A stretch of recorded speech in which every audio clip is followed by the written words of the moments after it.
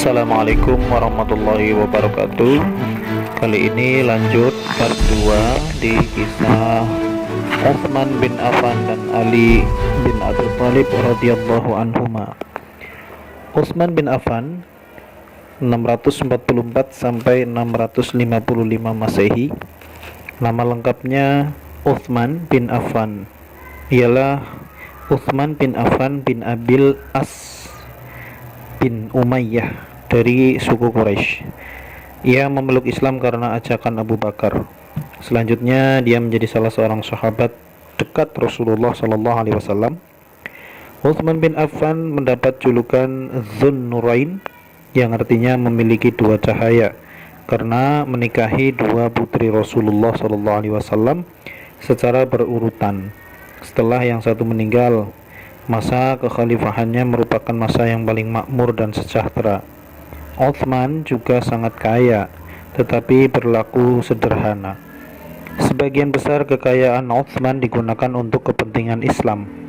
Berikut ini saya kisahkan ya. Pada saat itu, kaum muslimin hijrah dari Mekah ke Madinah, kemudian mengalami kekeringan. Saat itu di Madinah ada sumur milik seseorang yang sengaja airnya diperdagangkan. Hijrahnya kaum muslimin ke Madinah membuat pemilik sumur itu merasa senang karena kesempatan untuk memperoleh keuntungan dari berjualan airnya semakin banyak. Rasulullah Shallallahu Alaihi Wasallam berharap ada sahabat yang mampu membeli sumur itu untuk kepentingan kaum muhajirin yang telah meninggalkan hartanya di Mekah. Mengetahui kejadian itu, Utsman bin Affan segera menemui pemilik sumur untuk membeli separuh sumur itu. Disepakatilah harganya 12.000 dirham dengan perjanjian satu hari menjadi hak Utsman dan esoknya hak milik sumur itu menjadi pemiliknya. Demikian seterusnya. Pada saat giliran hak pakai untuk Utsman, kaum muslimin segera mengambil air yang cukup untuk kebutuhan 2 hari. Pemilik sumur merasa rugi karena tidak ada lagi kaum muslimin yang membeli air darinya. Pemilik sumur itu lalu menjual separuhnya lagi kepada Utsman. Akhirnya sumur itu pun sepenuhnya menjadi milik Utsman untuk digunakan oleh kaum muslimin. Adapun jasa-jasa Utsman dalam menjalankan pemerintahannya diantaranya sebagai berikut. Yang pertama, Khalifah Utsman melakukan penyusunan kitab suci Al-Quran. Penyusunan Al-Quran dilakukan oleh Zaid bin Thabit. Sedangkan yang mengumpulkan tulisan-tulisan Al-Quran antara lain adalah dari Hafsah, salah seorang putri Rasulullah SAW.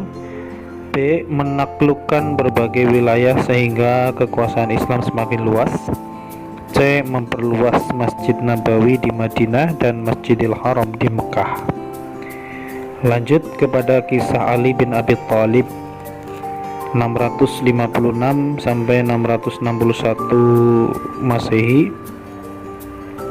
Ali bin Abi Thalib bin Abdul Muthalib bin Hashim bin Abdi Manaf dilahirkan di Mekah pada hari Jumat 13 Rajab tahun 570 Masehi. Ali bin Abi Thalib adalah sepupu Rasulullah Sallallahu Alaihi Wasallam. Beliau adalah anak Abu Thalib, paman Rasulullah Sallallahu Alaihi Wasallam sejak kecil. Ali tinggal bersama Rasulullah Sallallahu Alaihi Wasallam. Hal itu menyebabkan Ali memiliki budi pekerti yang mulia karena mendapat pendidikan langsung dari Rasulullah Sallallahu Alaihi Wasallam. Ali adalah laki-laki pertama yang masuk Islam dari golongan anak kecil. Ali kemudian menikah dengan Fatimah Az-Zahra, putri Rasulullah SAW. Ali adalah ayah dari Hasan wal Husain. Ali sangat membela Rasulullah SAW. Ali rela berkorban demi keselamatan Rasulullah SAW. Beliau bersedia menggantikan Rasulullah di tempat tidurnya ketika Rasulullah SAW hendak hijrah bersama Abu Bakar As-Siddiq ke Madinah. Beliau mempertaruhkan nyawanya karena saat itu rumah Rasulullah sudah dikepung oleh para kafir Quraisy yang bermaksud membunuh Rasulullah. Adapun jasa-jasa Ali bin Abi Thalib diantaranya sebagai berikut. A. Dalam menjalankan pemerintahannya, Khalifah Ali bin Abi Thalib menginginkan pejabat yang jujur dan cakap dalam bekerja sehingga Ali banyak mengganti pegawai yang ada pada saat itu. B. Memfungsikan kembali Baitul Mal untuk membantu fakir miskin. C. Membangun kota Kufah yang kemudian dijadikan pusat pengembangan ilmu pengetahuan. Sekian, Assalamualaikum warahmatullahi wabarakatuh.